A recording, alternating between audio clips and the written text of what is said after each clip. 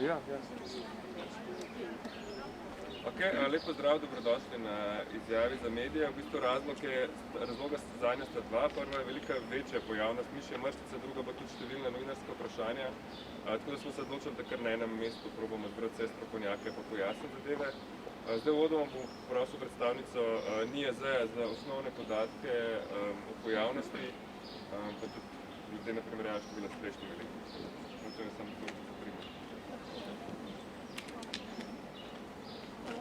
Hvala. Torej, z današnjim dnem imamo več kot 200 prijav mišje mrzlice ali hemoragične mrzlice z renalnim sindromom. Izstopajo po regijah nekako ta primorska in notranjska regija oziroma zadnja žarišča so okoli Idrije oziroma tudi Škofje Loke. Poprečna starost bolnikov je okoli 50 let, pri ženskah, pri moških nekoliko manj, ima 40 ali 44.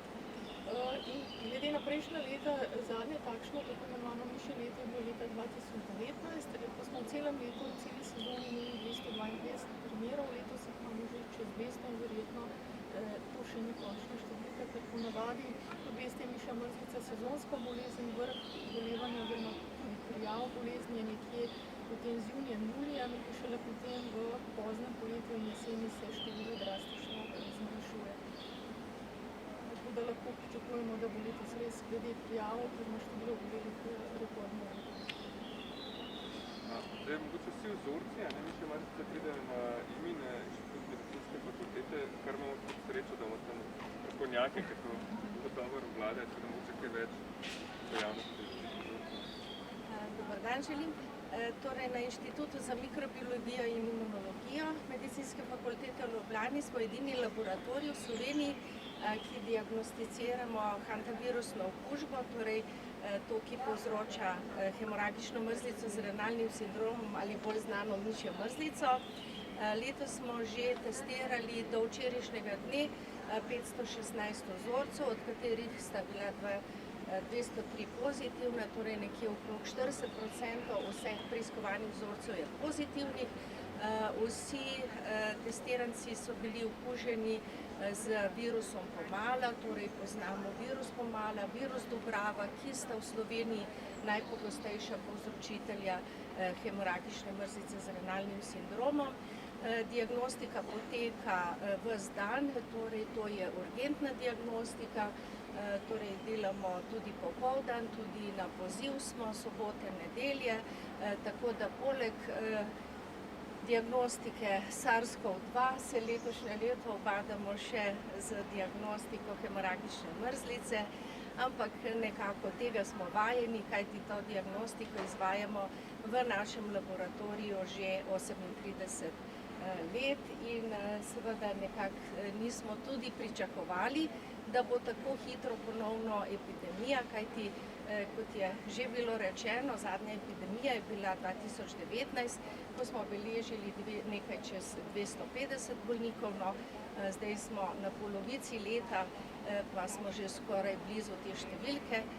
Seveda je junij in pa še začetek julija običajno vrh sezone, potem pa se nekako številke zmanjšujejo in tako pričakujemo tudi letošnje leto. Imamo pa še kakšno vprašanje. Ne vsi, ampak velik del bolnikov, ki težko zbolijo, prijejo na infekcijsko kliniko v Ljubljano, se je prosil dr. Lejko malo predstaviti te številke. Ne pa poudarek na tem, da vsi bolniki niso v Ljubljani, da so tudi po drugih bolnišnicah. Prav ni to celostna številka. Ja, dober dan, lepo pozdravljeni. Za razliko morda od prejšnjih let, ko je bilo težišče bolezni bolj v vzhodni Sloveniji in je nekako veliko bolnikov gravitiralo v Mursko Soboto in v Maribor.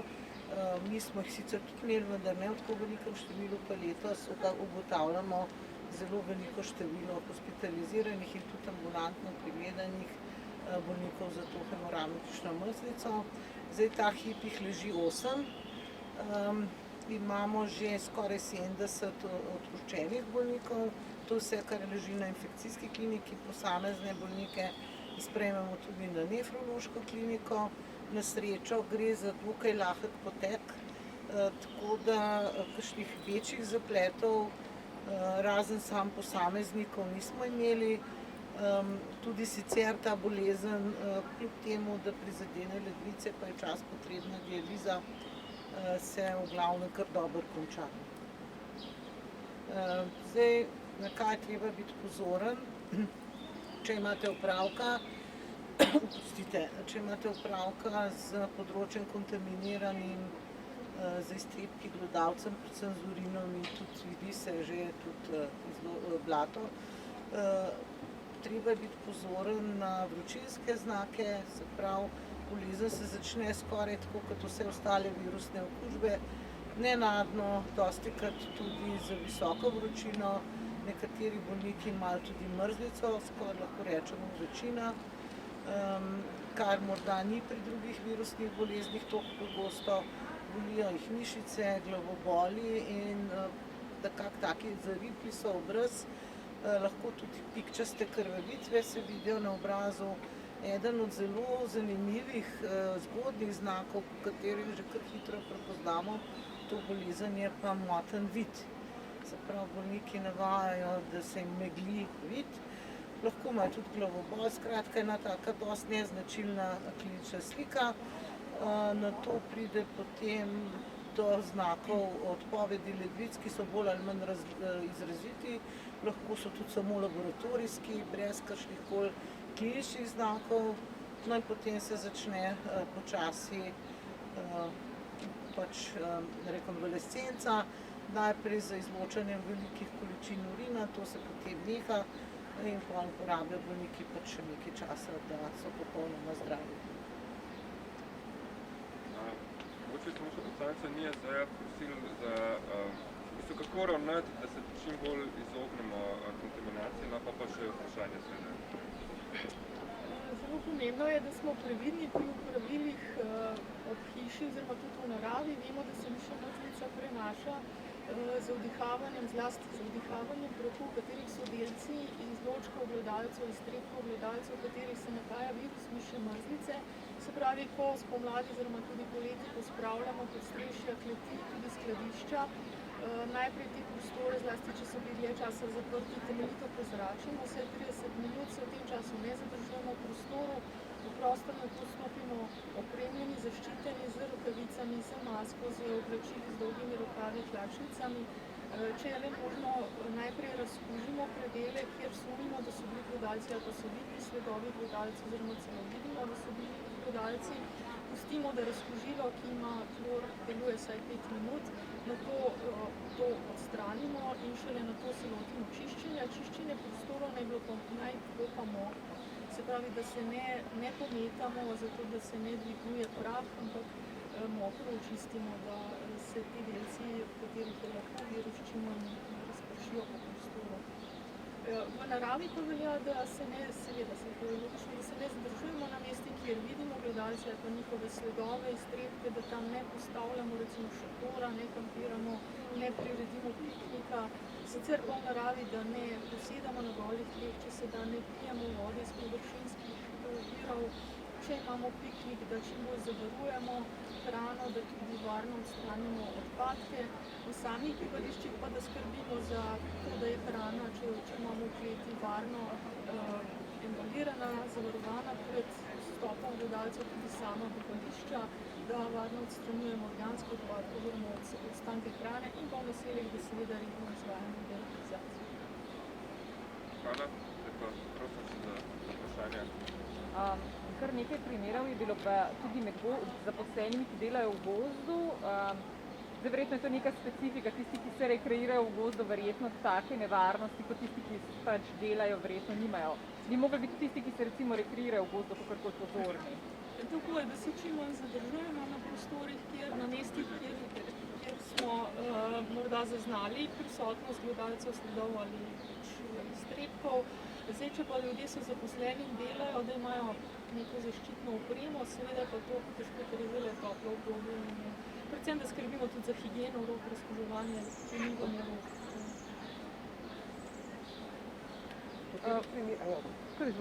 katerih primerov je mogoče, kako rekel, bilo največ, se pravi, kje so se najbolj okužili, te, ki so hospitalizirani? Ali gre to za kleti, domača opravila ali gre v bistvu za zunanje? No, veliko je gozdarjev, pa kar nekaj pa teh, ki so pač doma čistili. Tako da takih, kot ste rekli, pri rekreaciji, jaz sicer osebno vem za en primer, ki se je zgodil pri rekreaciji, ampak je šlo za osebo, ki je imela zelo oslabljen imunski sistem, je pa ta človek tekel tam in se rekreiral. Drugače pa v glavnem gre za čiščenje teh zaprtih prostorov. Tako da recimo je treba biti tudi pozoren, naprimer, če imate, ne vem, shranjene stvari v kleti, ki se bo zdaj začeli tile kemp upremane, šotori, pa ti ležalniki, pa to treba pregledati, da to bi kontaminirano. To smo tudi imeli take primere, ne, da so kemp opremo vlekli ven iz skladišča, pa so bile miši noter, ali pa so bili strepki, tako da tle treba biti previden. To je treba bolj prečistiti razpise. Tako. Kakšna pa je inkubacijska doba, kdaj se pojavijo tisti prvi znaki bolezni? Inkubacijska doba je lahko kar dolga, po nekaterih podatkih tudi nekje do 4 tedne, ampak običajno tam okoli 14 dni. Mislim, še glede starostne strukture, ne, to tudi zanimivo. Zelo zanimivo razmerje je med obolelimi moškimi in ženskami. Običajno smo imeli do sedanjih letih in pa epidemičnih letih to razmerje recimo 1:5, 1:7 celo, se pravi na račun toliko več moških obolelih. No, letošnje leto je pa to razmerje porušeno in imamo razmerje 1:1,5. In tudi starostno gledano, povprečna starost pri moških v letošnjem letu je 44 let, pri ženskah pa 50 let, kar govori v prid temu, da so starejše gospe zelo pridne na vrtovih, verjetno, ne, pri pospravljanju, tako da se je ta demografski trend spremenil v letošnjem letu. No, ne vemo sicer, kako bo šlo naprej, ampak seveda tako kaže, da je letos malo drugače.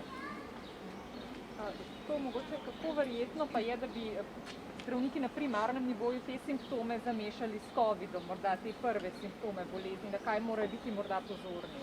Ja, moram reči, da glede na to, kar sem že prej povedala, da imamo 40% pozitivnih, pomeni, da zelo dobro ocenijo in zelo specifično pošiljajo v diagnostiko hantavirusne okužbe. Že pred meseci smo nekako preko naših občil sporočali vsem zdravnikom, vsem zdravstvenim delavcem, seveda, da je velik porast, da letos bo epidemija in seveda je epidemija, tako da so zelo pozorni. Tudi ljudje sami so pozorni, moram reči. Seveda je pa vedno tako, da običajno so vsi te, ker pač se diagnostika za SARS-CoV-2 za večino, recimo osrednje Slovenije, vrši tudi v našem laboratoriju. Vidimo, da so vsi te bolniki najprej testirani na SARS-CoV-2 in seveda potem pridejo seveda v diagnostiko še za hantaviruse in seveda diferencialnost še za druge infekcijske bolezni, ki se klinično, kot je dr. Lejko povedala, v začetnih dnevih prekrivajo in je nemogoče na osnovi kliničnih znakov in tudi osnovnih laboratorijskih parametrov to ločiti. Kako zahtevna pa je diagnostika? Hitro dobite rezultate ali bolj? Ja, diagnostika v epidemičnem letu se malo razlikuje od neepidemičnih let, torej osnova diagnostike hemoragične mrsice z renalnim sindromom temelji na dokazu specifičnih protiteles, kajti bolniki običajno, ko že pridejo po pomoč zdravniku ali pa v bolnišnico, naj bi imeli protitelesa, specifična protitelesa. No, glede na to, da pa je, kar temelji na dokazu teh protiteles z različnimi testi, kar pa je v epidemičnem letu razlika, pa je to, da je teh bolnikov več, da so zdravniki zelo pozorni, tudi sami bolniki so bolj pozorni, zato prej obiščejo zdravnika, prej pridejo v bolnišnico in imamo zelo veliko primerov letos, da so bili še brez specifičnih protiteles, zato v epidemičnih letih izvajamo diagnostiko paralelno, se pravi, dokazujemo specifična protitelesa in istočasno dokazujemo RNA virusa v krvi bolnikov. Cepivo imajo Kitajci izdelano. Kitajska je eno najbolj endemičnih področij na svetu za to bolezen. Potem cepivo je izdelala ameriška vojska, ni še popolnoma registrirano in to je zaenkrat.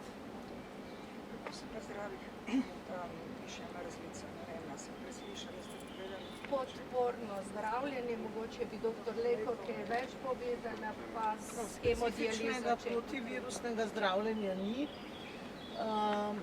Ta virus je malo drugačen od tistega, ki ga mogoče ste brali o njemu v Ameriki, ki povzroča pljučno prizadetost, ta naš ne.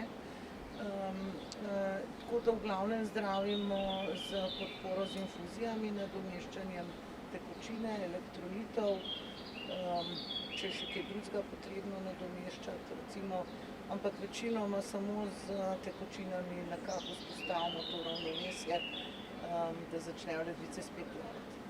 Ni pa specifičnega zdravljenja. Me zanima, če se enkrat prebolite pišna mrzlica, se pa imun do konca življenja ali se kakorkoli zadeva?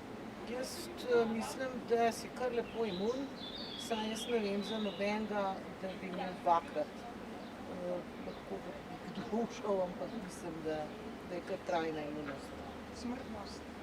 Smrtnost, moram pa potrkati, je pa zelo nizka.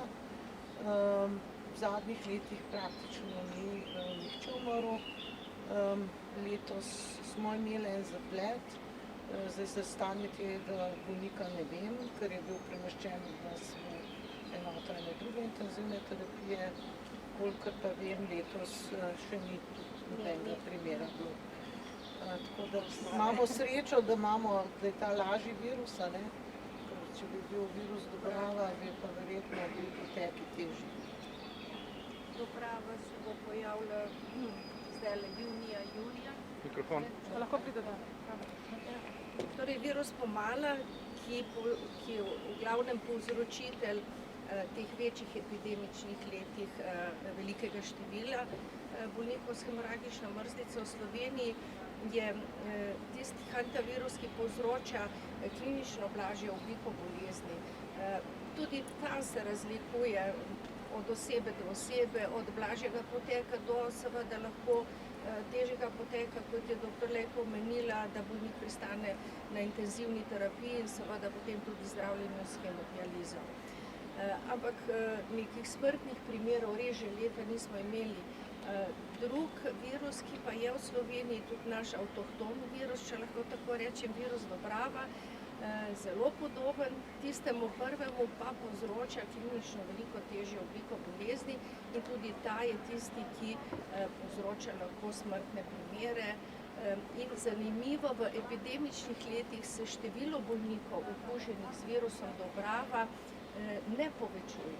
Okužba z virusom Dobrava je v vseh 38 letih, kolikor sledimo to okužbo v Sloveniji, vsako leto popolnoma enaka. Se pravi, na račun virusa pomale okužbe s tem virusom imamo ta epidemična leta.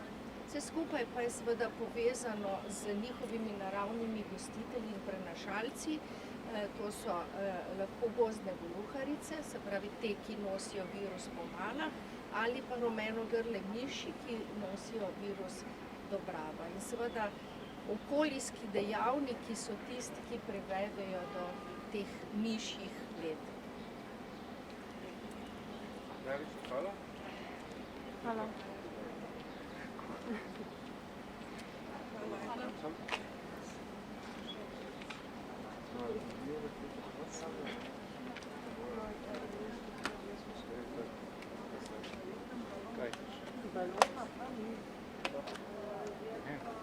Sekunda.